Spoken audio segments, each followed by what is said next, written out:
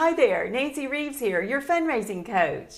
Did you hear that? Fundraising coach. Fundraising in terms of asking people for money. Let me say this, I never wanted to ask people for money, not for any charity I was involved with as a young adult. If at all possible, I dodged that duty.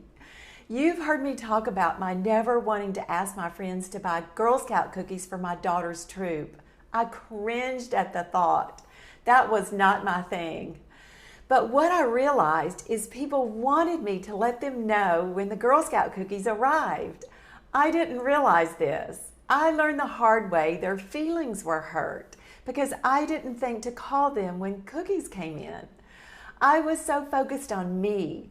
In fact, I was so focused on my being uncomfortable that I missed the point. They really did want Thin Mints, Samoas, tagalongs.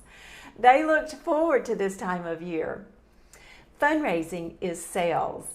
It's about telling someone about what you have to offer. In the world of philanthropy, it's about sharing with as many people as possible your mission of solving a problem or addressing a need. As a nonprofit, that's why you exist, to solve a problem or address a need. Let me ask you this, do you believe in your nonprofit's mission? If so, go out and say, this is good, we do great works, we solve problems, we address needs. Best of all, we change lives, we have proven solutions. You can do that, right? Whether you are a development director, CEO, executive director, board member, volunteer, you can talk about your nonprofit, yes?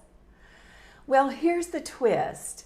What if you actually have not discovered you are good at asking people for money because you don't believe in yourself or your mission?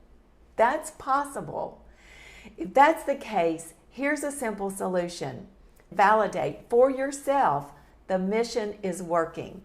In other words, go to a beneficiary whose life or community has changed because of your organization's work.